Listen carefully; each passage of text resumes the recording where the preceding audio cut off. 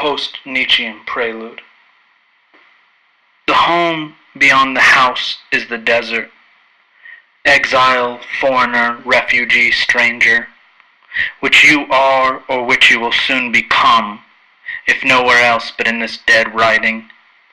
This silence turned to book, turned to the blank, and back to the answer under question, pointing everlastingly into me. As we are the commanded entrances, unentered, forced out of, expulsed, forgot. The desert inside the house is your home, the non-figurative way we summon. The other calling to the ontic sign, without anima, without memory, born into a certain animal void. We retreat so as to salvage the mind. The young one ceases and we remember, ceasing being antithetical to death. Illness, on the other hand, outlasts us. Life blow, death blow, equal in its footing. The little rabbi distantly speaking. To remain or to rebel much the same, mother, father, sister, brother, unchanged. And this, the old home, has become new home. Disintegration's massive purple wings. But the desert you abandoned is mine, and the absolute second name is place, in which there is only anarchic rain. The question of twilights in the desert. The question where indifference brings nearness, as long as there is utterance and chant. If we say Gnostic, we mean Messiah. If we say Messiah, we mean unself. A wounded sign, the wounded condition, roots growing inward but reflecting ground. Our very substance is the lack as such. I am writing thusly against the book, contrary to what seemed to be the case, in contradistinction to book as fact. Fictions open without slight resistance, unfolding in infinite latitudes, the endless scream increasing external. We are threatened having given ourselves, those precious folios, editions, works, methodically suicidal volumes, and the mirror as memory text all, returning, beginning in field. The refutation of the instances, the goings and comings of wanderers. What is a title if not lunacy, if not an unmitigated wager placed down by the evil that constitutes? It is precisely what I say that dies. That vertiginous word is survivor. That sign, symbol, referent leads only in, introductions being something of the past, with ghost voices recalling the image. A stone put down tracing its own pathway. A road divided between our fictions, anxiety-ridden in witnessing. Consequently, the diamond arises, the ground gives way to a further divide. A rupture befalls this very poem.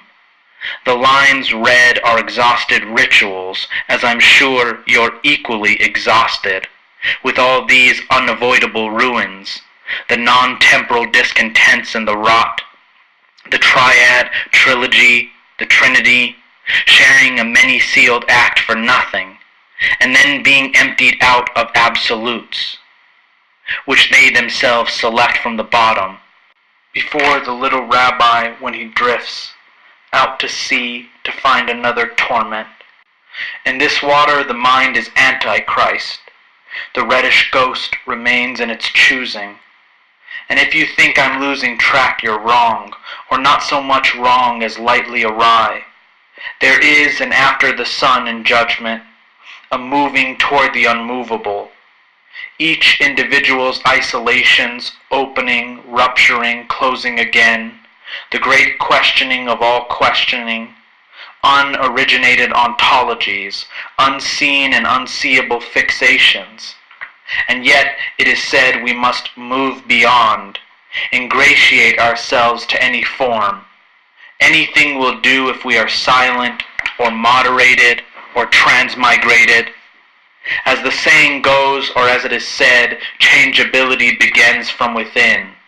Particularly when stasis occurs, when the dice rolls under the will's surface, the shifting creation continuing like systemic epistemologies, like a house in Poland made from last bricks.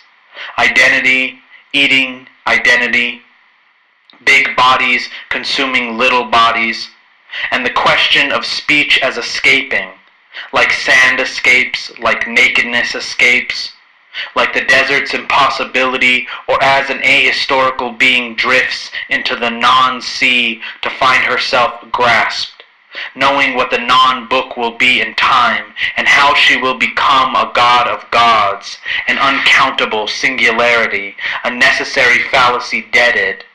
But how will she write when the dark comes near, when the absolute book reads itself blind, again exiled in the abysmal field?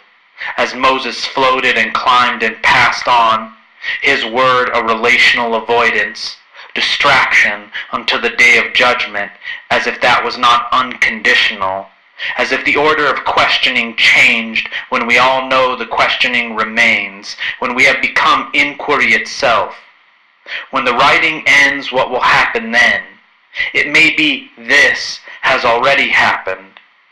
Unreality unfolds in the real, and the readerly sacredness abides. In the alphabet and in Abraham, like blackening ink on the voided page, metaphor used to hang the criminal. We are beyond the absolute's gazing. Her eyes preceded honest induction. The time has now come to speak of last books, of the Parisian and grey libraries, waiting in the world observed from afar, the letter colliding with the book's shell, the star manifestly emanating. I am writing as of now for the book of the creaturely occult, as forceful as a colossal hammer, for the book of His Holiness Kafka, for the book of penned anonymity, and lastly for the book of lunacy, that finality alive on the page, Shylock, Yosef, Euclid, and Bartleby, drifting in among the little rabbis, happening upon the tiniest one, with the burning gospel placed in each hand, dizzying, whirling, and reflecting each, canonical usage burning as well, the writer engulfed, the naming engulfed, uncertainty demanding monument, and we avowing, O death, O death, O